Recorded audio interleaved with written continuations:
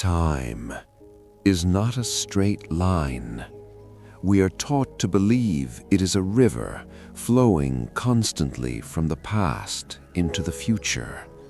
We measure it with ticking hands, with digital numbers, with the vibration of a phone in our pocket. We think we own time because we can count it. But before the clock face, before the watch on the wrist, time was something else. Time was a sound. Time was a vibration in the air. Time was something you felt in your chest, reverberating through the floorboards of your home. Imagine a world where you never looked at a screen to know when to eat or when to sleep. Imagine a world where the entire rhythm of your life, your breath, your work, your rest was dictated by a heavy iron tongue striking a bronze wall. In the valley of Valesmer, time did not tick, it rang. The village of Valesmer sits in a hollow of the northern hills, a place where the fog likes to settle and sleep. It is an old place. The roofs are slate, gray and slick with rain. The streets are cobbled, worn smooth by generations of boots. And in the center, rising above the mist like a stone finger pointing at the gray sky, is the belfry. To an outsider, Valesmer looks like any other sleepy hamlet forgotten by the Industrial Revolution. But if you stay there, if you rent a room at the inn and listen, you will notice something strange. You will notice that no one wears a watch. You will notice that there are no clocks on the mantels. And yet, everyone moves in perfect unison. At exactly 7 in the morning, every door opens. At exactly noon, the blacksmith puts down his hammer, and the baker pulls the loaves from the oven. At exactly 6 in the evening, the lamps are lit in every window, all at once. They move as if guided by a conductor. But here is the mystery. Here is the detail that brings a stranger like Julian, a horologist, a man of gears and springs, to this quiet valley. The great bell of Valesmer hasn't rung in 50 years. Julian arrived on a Tuesday. The air was thick with moisture, the kind of damp cold that clings to wool coats. He was a man of precision. He fixed grandfather clocks in the city. He understood mechanics. He understood that if a gear turns, a hand moves, cause and effect. He had been hired by the town council to restore the mechanism. The letter he received was vague. It didn't say the bell was broken. It said the bell was tired. As Julian stepped onto the wet cobblestones, the silence of the village hit him. It wasn't an empty silence. It was a heavy, expectant silence, the kind of quiet that exists right before a musician strikes a note. He checked his pocket watch.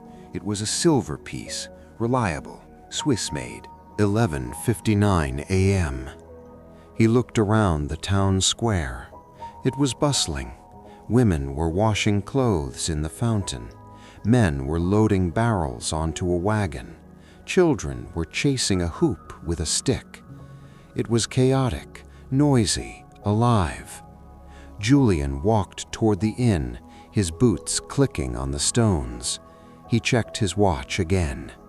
11:59 a.m. 30 seconds left. He watched a woman shaking a rug out of a second-story window. He watched the blacksmith raising his heavy hammer for a strike. He watched a dog mid-bark. And then his watch hand clicked. 12 p.m. In an instant, the town stopped. The blacksmith did not bring the hammer down. He lowered it gently. The woman stopped shaking the rug. The children stopped running. The dog sat down.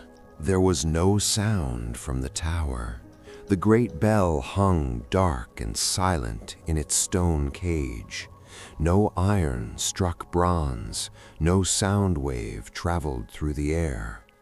And yet, every single person in Valesmer paused. They all looked up toward the tower. They closed their eyes.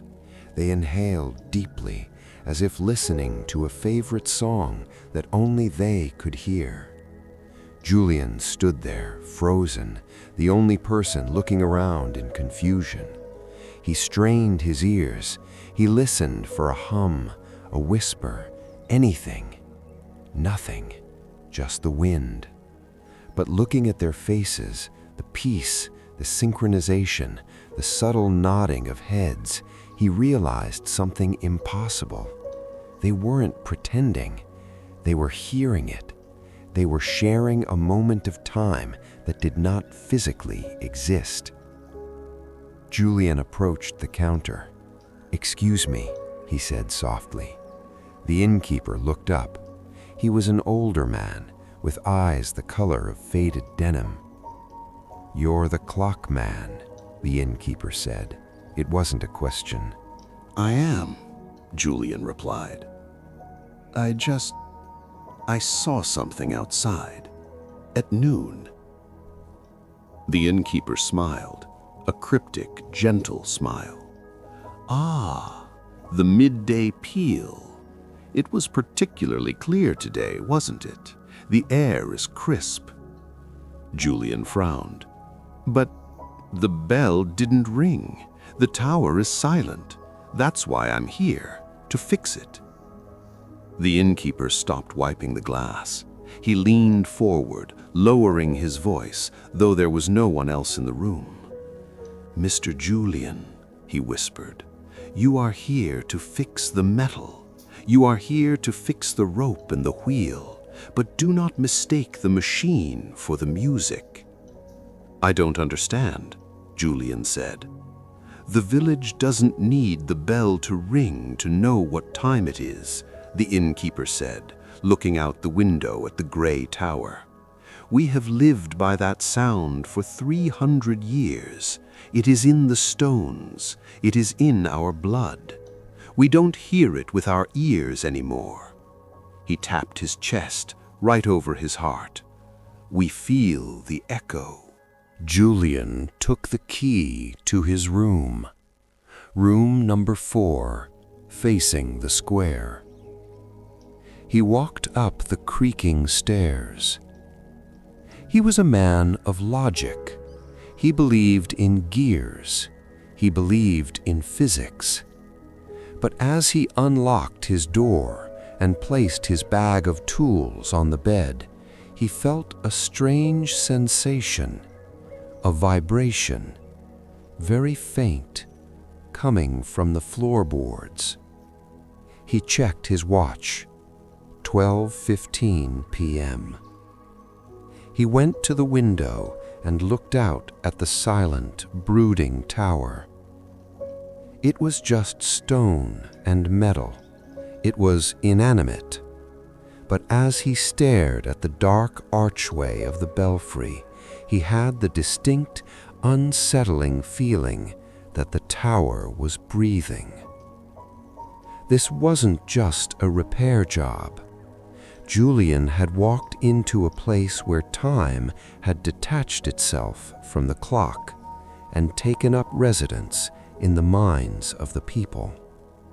And he had a sinking feeling that if he actually fixed the bell, if he made it ring for real, he might shatter the silence that was holding this village together. There is an intimacy to old buildings.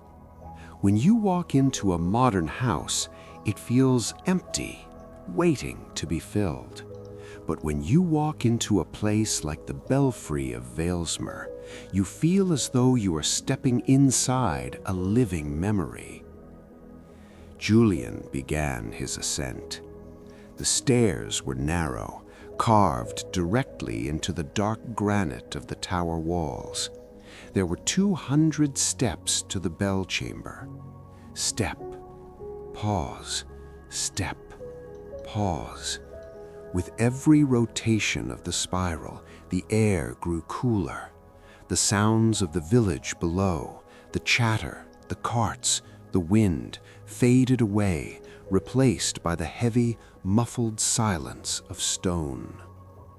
Julian was a man who lived by the logic of gears. He liked problems that could be solved with a wrench and oil, but this tower felt different. It didn't feel broken, it felt dormant, like a bear sleeping through a long winter. He reached the 100th step. He paused to catch his breath. He placed his hand on the central pillar of the staircase. And there it was again, that vibration, faint, rhythmic, thrumming through the rock like a pulse. It wasn't mechanical, it felt almost biological. He continued climbing. Finally, he reached the wooden trap door at the top. It was heavy, bound in iron straps that had turned orange with rust. He pushed. With a groan of protesting wood, the door gave way. Julian pulled himself up into the bell chamber. The light up here was different. It was stripped of color, gray and silver from the overcast sky. And there, dominating the space, was the bell. It was larger than Julian had expected. A massive cone of bronze, green with verdigris, hanging from a thick oak beam. He walked toward it slowly. The floorboards beneath his boots were covered in a thick carpet of dust and feathers. No one had been up here in years. He approached the mechanism. As a horologist, this was his domain. He looked at the wheel, the rope, the hammer. He expected to find chaos, rotting wood, snapped cables, shattered gears. But he found perfection. The gears were not rusted. They were covered in a layer of hardened grease, preserving them like insects in amber. The rope was frayed, yes, but intact. The hammer, the heavy iron clapper inside the bell, hung straight and true. Julian frowned. He reached out a gloved hand and touched the cold bronze surface of the bell. "Why don't you speak?" he whispered. He gripped the rim of the bell. He tried to push it just a fraction to see if it swung. It didn't budge. It wasn't stuck. It felt heavy, heavier than bronze should be. It felt as if the air around it was holding it in place. Julian checked his pocket watch. 5:55 p.m. He decided to wait. He wanted to see the phenomenon from the source. The innkeeper had said they felt the echo. If the echo came from anywhere, it had to come from here. He sat on a wooden crate in the corner of the chamber. He wrapped his coat tighter against the chill. He watched the village below through the stone archway. From this height, the people looked like chess pieces. He saw the lights in the houses. He saw the smoke rising from chimneys. 5:59 p.m. The movement in the village began to slow. Carts stopped rolling. People walking in the square paused. A group of children playing tag froze in mid-run. 5:59 p.m. Silence rose up from the valley like a mist. Julian looked at the bell. He watched the clapper intently. "Move," he willed it. "Show me the trick." 6 p.m. The bell did not move. The hammer did not swing. The rope did not twitch.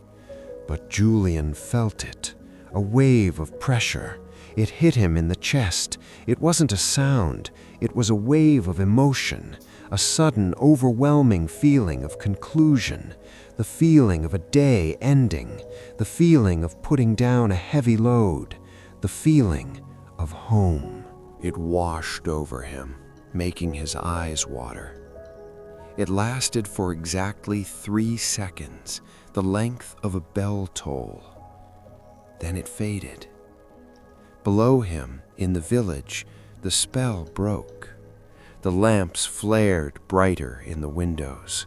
The people began to move again, walking toward their homes for dinner. Julian sat on the crate, stunned. He looked at the bell. It hadn't rung, but the air around it was vibrating. He stood up, his legs shaky. He walked over to the giant gear mechanism that controlled the automated ringing. He scraped away some of the old grease with a small knife. Underneath the grime, he found an engraving on the brass wheel. A date, 1824, and a name, Elias Thorne, Keeper of the Silence. Keeper of the Silence? Usually they were called Keepers of the Bell or Ringers. Why would someone be named the Keeper of the Silence? Julian returned to the inn. The common room was warm, filled with the smell of roasted root vegetables and bread. The atmosphere was jovial. The ringing of the 6 o'clock bell, the phantom bell, seemed to have reset everyone's mood. They were relaxed. Julian sat at a corner table. He took out his notebook. He drew a diagram of the bell.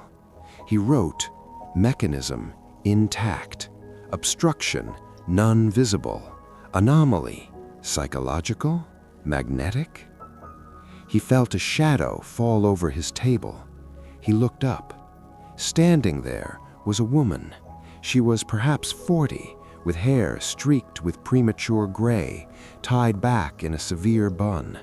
She wore sensible clothes, stained with ink on the cuffs. "You went up there," she said. Her voice was low, smooth like polished wood. "I did," Julian replied. "I'm the restorer." "I know who you are," she said. She pulled out a chair and sat down without asking. "My name is Ilara. I am the archivist for the town council." Julian closed his notebook. "Then perhaps you can explain something to me, Ilara. The bell is fine. The gears are fine. Why hasn't it rung in 50 years? Ilara looked at him. Her eyes were dark, intelligent, and filled with a strange kind of pity. "It didn't stop ringing because it broke, Mr. Julian," she said softly. "It stopped because we asked it to." Julian leaned forward. "You asked it to? A village asked a bell to stop?" "Not the village," Ilara corrected. "The listener." "Who is the listener?" Ilara glanced around the room, ensuring no one was listening. "Time is a weight, Mr. Julian. Every time the bell rings, it marks a loss, an hour gone, a day gone. 50 years ago, the village suffered a great tragedy, a winter storm that took many of us." She paused, her fingers tracing the grain of the wooden table. "After the storm, the sound of the bell became unbearable. It was a reminder that time was moving forward, leaving our lost ones behind. So, the keeper, he did something." "What did he do?" Julian asked. "He didn't break the bell," Ilara whispered. "He disconnected it from the air. He tuned it inward." Julian stared at her. Tuned it inward? That's scientifically impossible. Ilara smiled. Is it? You felt it today at 6, didn't you? You felt the pressure. Julian hesitated.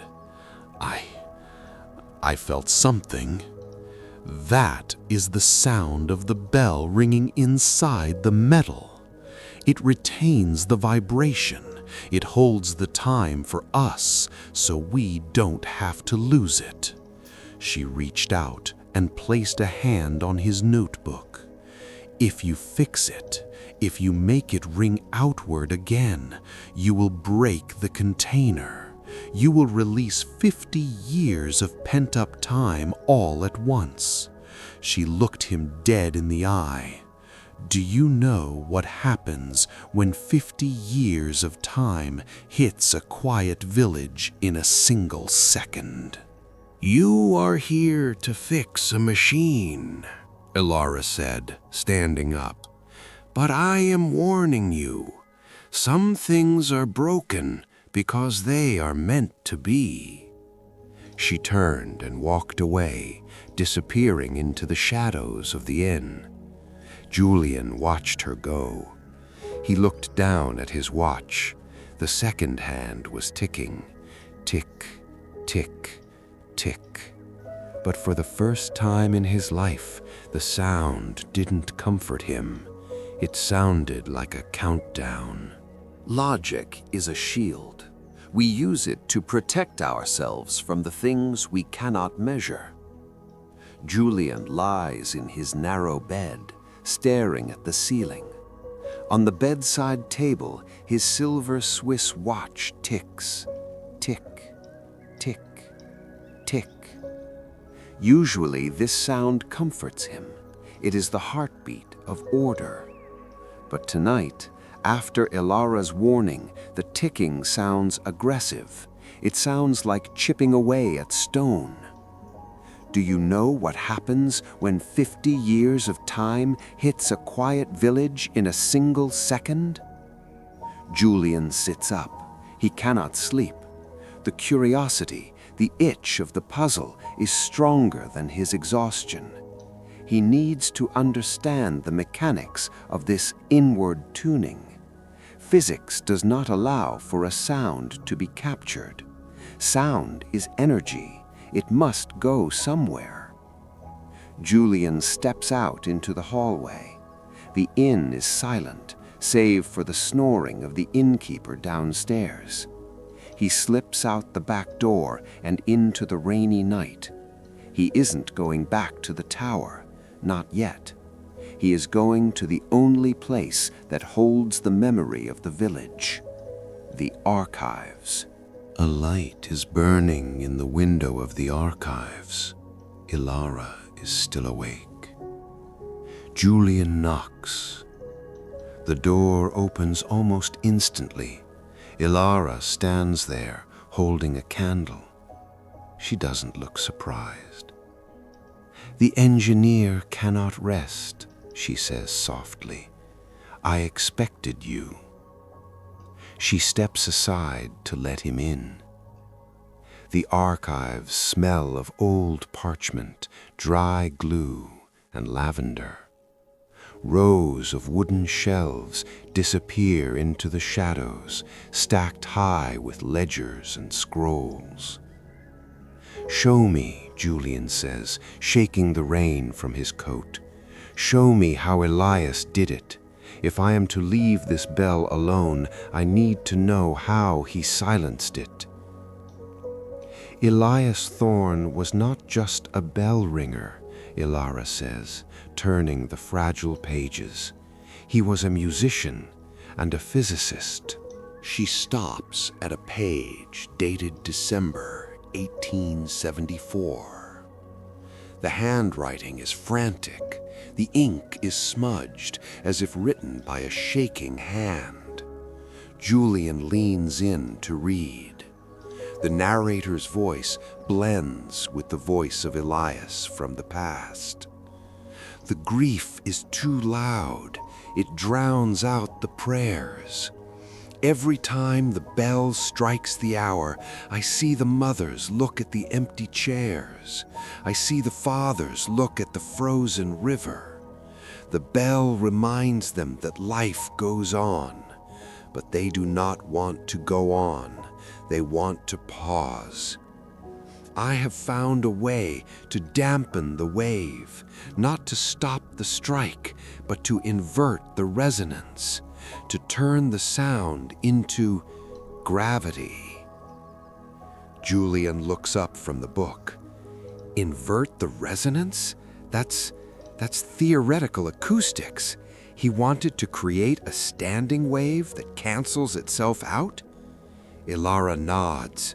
He placed tuning forks inside the rim of the great bell, hundreds of them, tuned to the exact opposite frequency of the bell's bronze. Julian's eyes widen. Phase cancellation. If the frequencies match perfectly, the sound wave collapses. It becomes silence. He begins to pace the small room. His scientific mind is racing. But Ilara, energy cannot be destroyed. Thermodynamics. If the sound energy isn't radiating outward as noise, it has to be stored. It has to become heat or vibration or pressure. Ilara finishes. Emotional pressure. So the bell is a battery, Julian whispers. For 50 years, the hammer has been striking. The energy is being generated, but instead of releasing it as a dong across the valley, the tuning forks trap it. They feed it back into the metal. He looks at Ilara with horror. The bell isn't dormant. It's fully charged. It's vibrating with 50 years of kinetic energy. Ilara closes the book gently. And that is why the village feels the echo. We are feeling the hum of that trapped energy. It comforts us. It feels like the presence of our ancestors. It's not comfort, Ilara, Julian says, his voice rising. It's a bomb. Bronze has a fatigue limit. If that bell keeps storing energy without releasing it, the metal will shatter. It won't just ring, it will explode. Ilara's face pales. Shatter? But Elias said it would hold forever. Elias was grieving, Julian snaps. He wasn't thinking about metal fatigue in 50 years. He was thinking about getting through the winter. Julian grabs his tools from his pocket, calipers, a small hammer. I don't need to fix the bell to make it ring. I need to fix it to stop it from destroying the tower. The silence is full, Ilara. It's overflowing. We see what Julian missed earlier. Tiny hairline cracks are forming along the lip of the bronze, and the air around the bell is shimmering like heat haze above a summer road. The silence is no longer stable. It is leaking. Back in the archives, Julian looks at his watch. 2 a.m. I have to go back up there, Julian says firmly. I have to release the pressure slowly. If I don't, the next time the automated hammer strikes, it might be the last. Ilara stands in front of the door. You said releasing it would let the time loose. What does that mean? Julian pauses. I don't know, but if the bell shatters, you won't just hear the sound. You'll lose the anchor. The illusion of the pause will break violently. Then do it gently, Ilara whispers, stepping aside. Please, do not wake the village with a scream. Julian reaches the base of the tower. He unlocks the heavy door. The air inside is no longer just damp, it is hot. The friction of the trapped sound waves is heating up the metal of the bell, radiating warmth down the spiral stairs.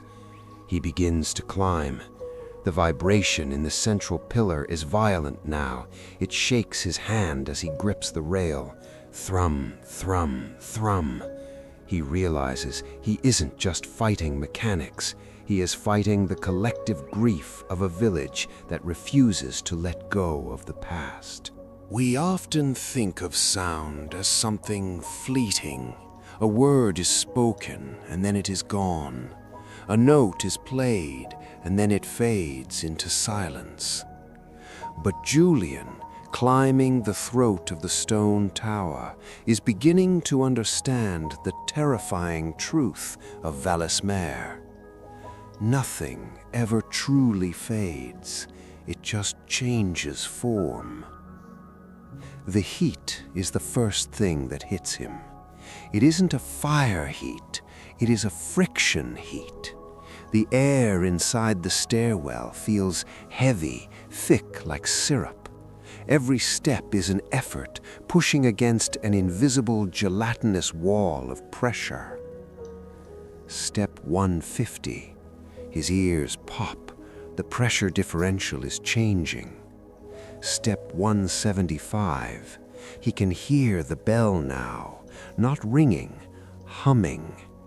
It is a low, throbbing sound, like a massive electrical transformer. It vibrates in his teeth. It rattles the tools in his leather bag. Julian reaches the trap door.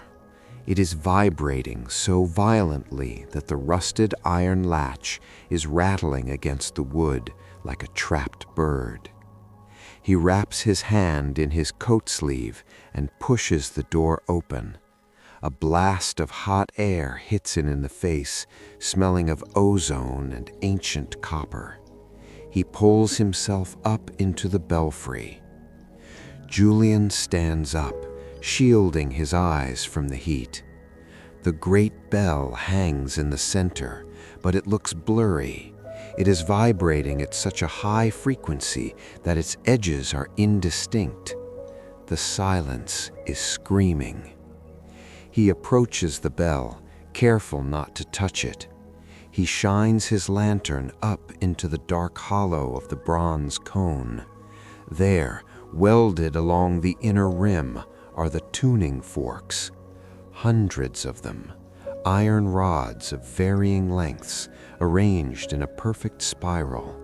They are the dam holding back the river. But the dam is breaking. One of the forks has snapped. It lies on the floorboards, twisted.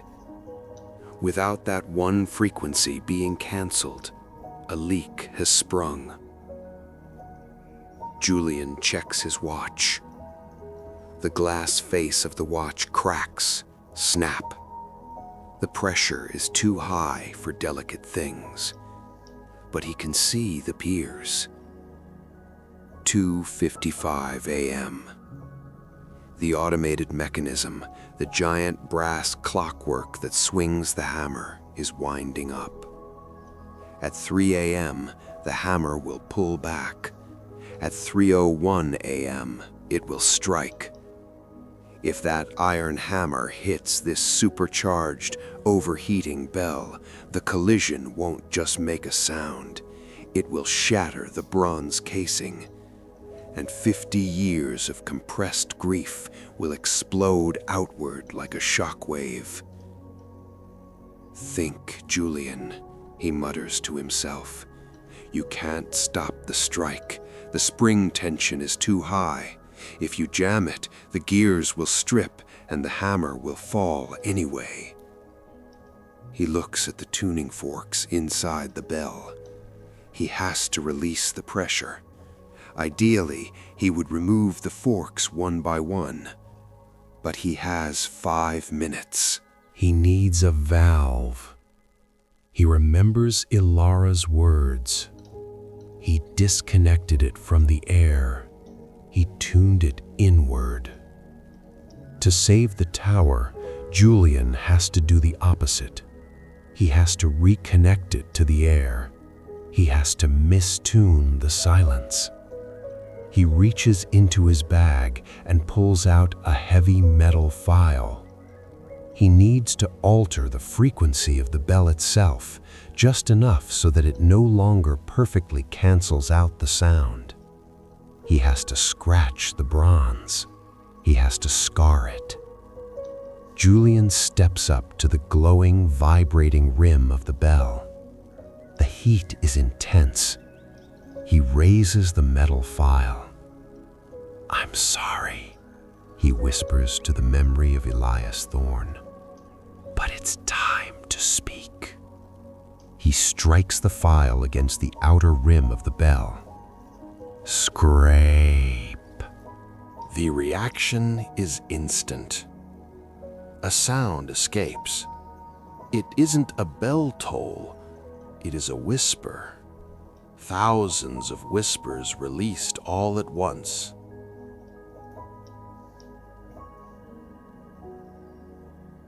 For a second, Julian isn't in the tower.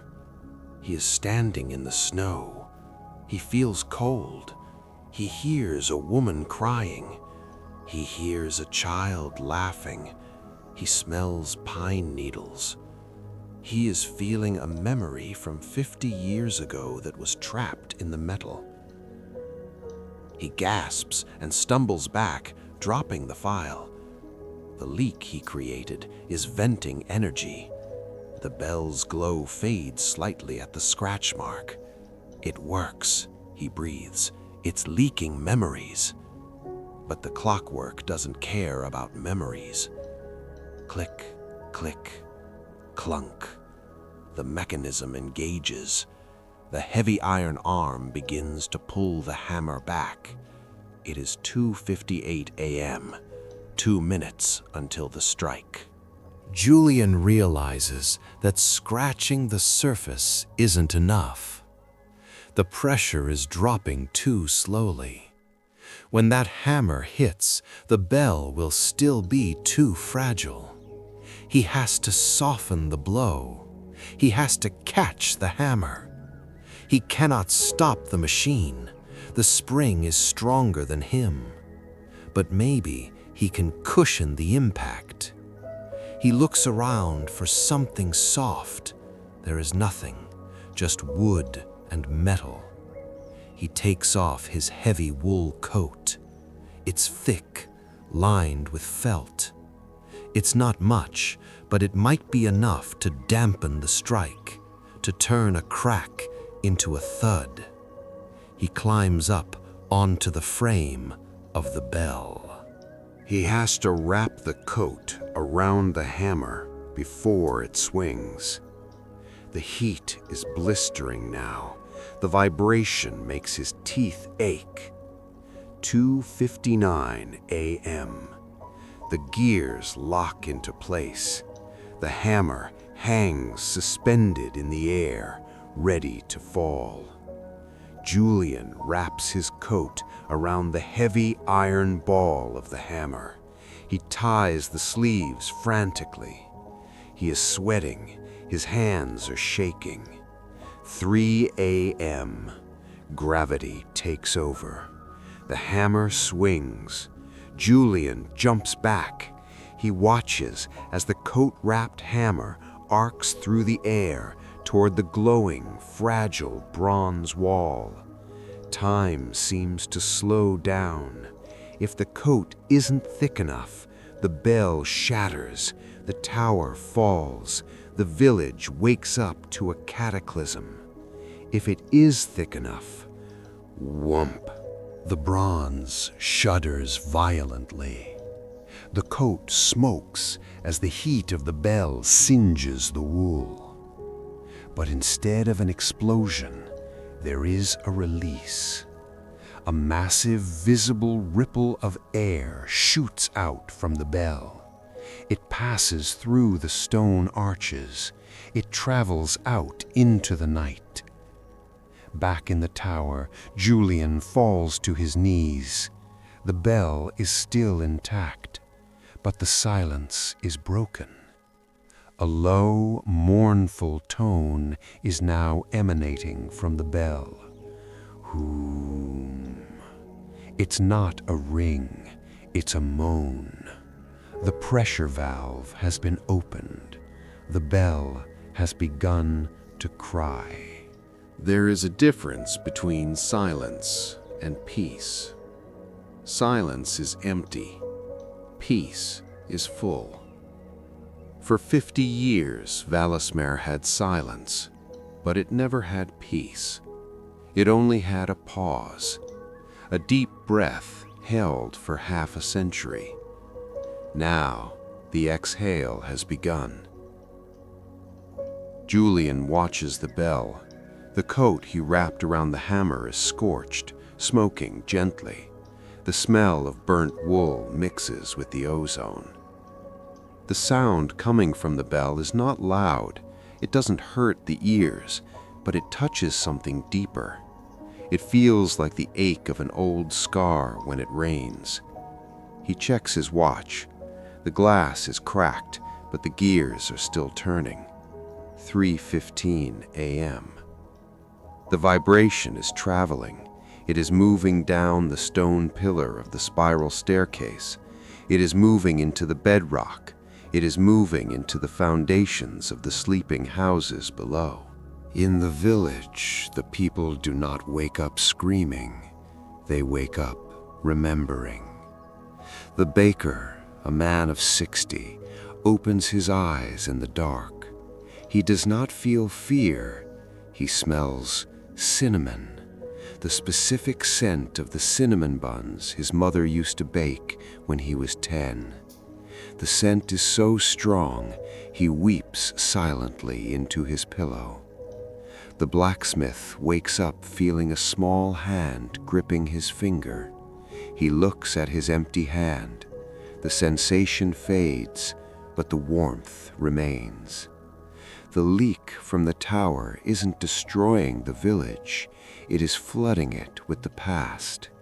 The tuning forks inside the bell are failing one by one, releasing the stored frequency of the days that were lost. Back in the tower, Julian stands up. His knees are stiff. He approaches the edge of the belfry arch and looks down. The rain has stopped. The mist is swirling in the square below. But the mist is taking shapes. Julian blinks. He wipes his eyes. Down in the square, faint, translucent figures are moving in the fog. Not ghosts, not spirits of the dead. They are echoes of the living. He sees a phantom image of the innkeeper, 50 years younger, dancing with a girl near the fountain. He sees children playing with a hoop that isn't there. The bell is projecting the memories onto the canvas of the night. "You didn't break it," Alara whispers, looking at the vibrating bell. Julian shakes his head. "No, I just opened a window. I dampened the strike so it didn't shatter. But the seal is broken, Alara. The silence is over." Alara walks toward the bell. She reaches out a hand, hovering it inches from the metal. "Can you feel it?" she asks, tears streaming down her face. "That's my father. That's the winter of 24. She looks at Julian. "The village is waking up. I saw lights turning on. They hear it." "They don't just hear it," Julian says softly. "They are living it. The bell is discharging the battery. 50 years of emotion is leaking out into the air." Alara flinches. What happens now? Julian picks up his tools. He looks tired but resolute. The mechanism is winding up again. It will strike at 4 a.m. and 5 a.m. and 6 a.m. Each time it strikes, more of this stored energy will release. The hum will get louder. The memories will get stronger. He pauses, looking her in the eye. We have two choices. We can try to dampen it again. Keep wrapping it in cloth. Keep it muffled. Let it leak out slowly for another 50 years.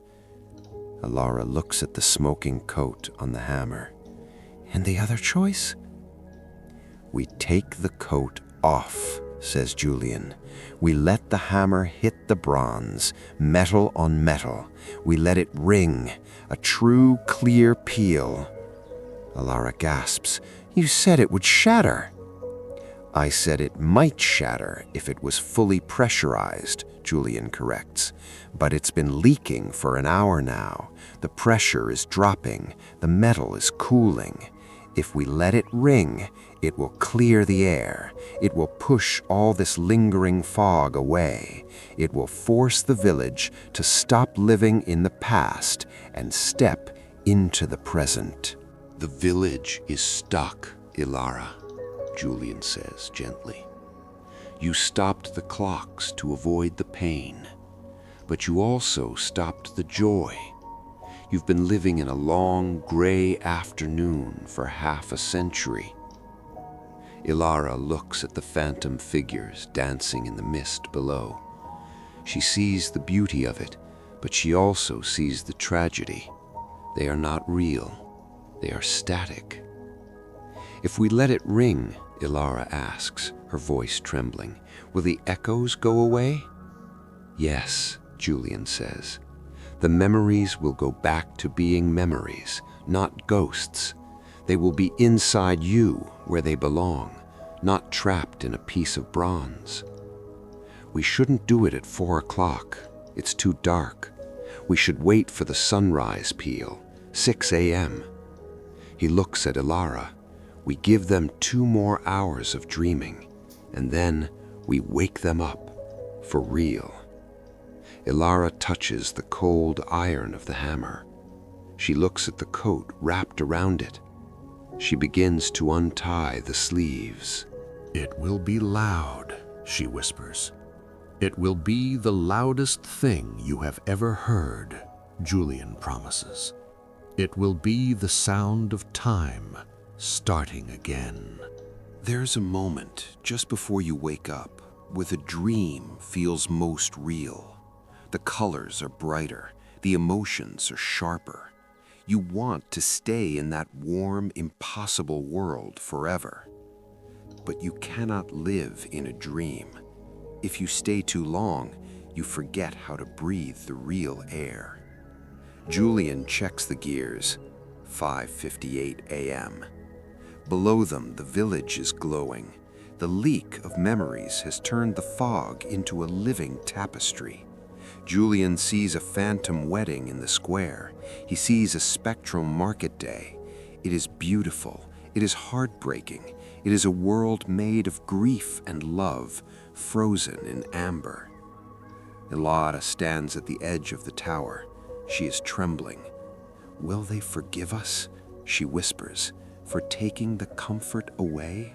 Julian looks at the massive bronze bell. It is humming, eager to release the rest of its burden. Comfort is a soft trap, Ilara, Julian says. They won't forgive us today. They might not forgive us tomorrow. But in a year, when a new child is born and the parents look forward instead of backward, they will understand. 5:59 a.m. The mechanism engages. The heavy iron arm begins to pull the hammer back, further, further. It reaches the apex. Julian and Ilara step back, pressing themselves against the cold stone walls.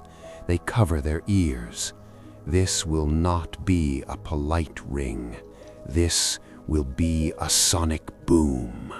6 a.m. The hammer falls. There is no coat to catch it, no wool to soften the blow. Iron strikes bronze. Dong! The sound is absolute. It is not just heard, it is felt in the marrow of the bone. It rings out, clear, piercing, and terrifyingly loud. Inside the bell, the tuning forks, the rusty old cages of silence, cannot withstand the pure vibration. Snap, ping, snap. One by one, they shatter. The inward tuning breaks. The sound wave is no longer trapped. It is free. The wave rolls over the square. The phantom wedding vanishes. The spectral dancers dissolve into mist. The glow fades instantly. The sound hits the houses, windows rattle, the slate roofs vibrate. The people in their beds gasp, their eyes snapping open. The scent of cinnamon vanishes. The feeling of the phantom hand fades. They are left with the cold, fresh air of the morning. The bell tolls again. Dong, dong. 6 times. 6 strikes to mark the hour. 6 strikes to shatter 50 years of silence. Ilara looks down at the square. It is empty. The ghosts are gone. But then a door opens, a real door. A man steps out in his nightshirt. He looks up at the tower. He looks confused. Then another door, and another. People are stepping out. They are looking at each other. They are looking at their hands, at the sky, at the sunrise. They look awake, truly awake. Julian picks up his coat from the floor. It is ruined, burnt, and torn. He leaves it there. "It's done," he says. Ilara touches the rim of the bell. It is no longer vibrating. It is cold, silent.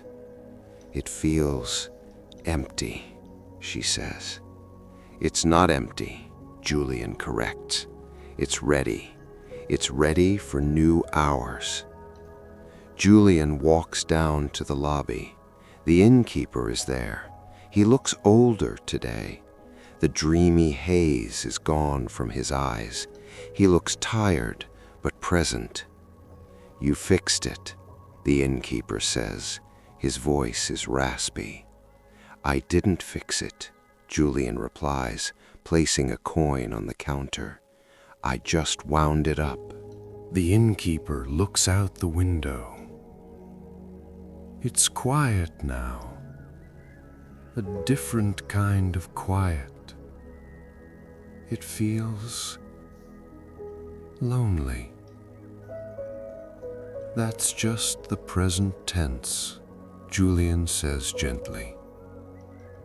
"You'll get used to it.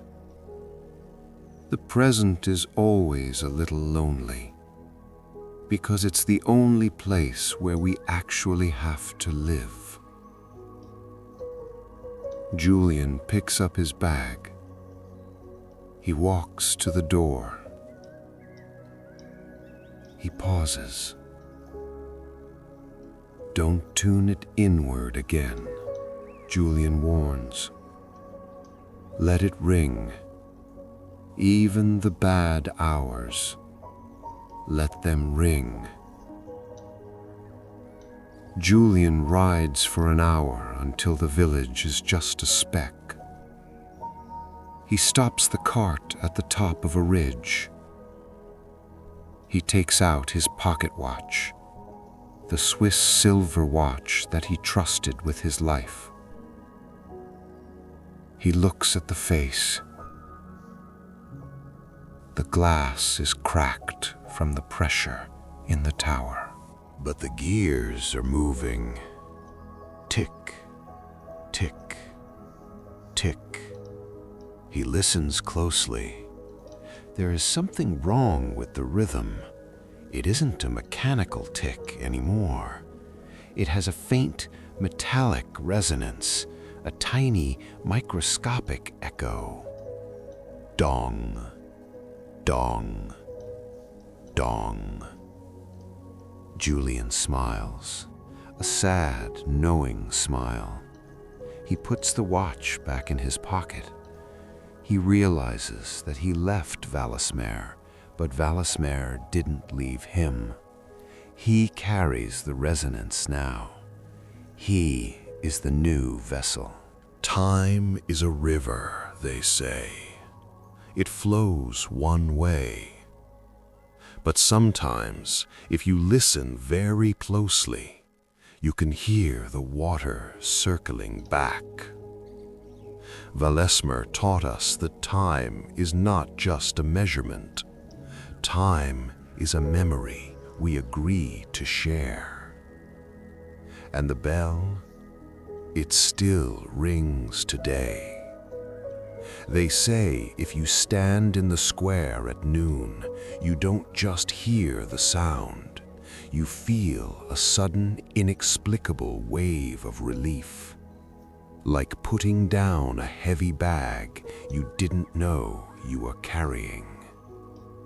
The silence is broken, but the echo remains.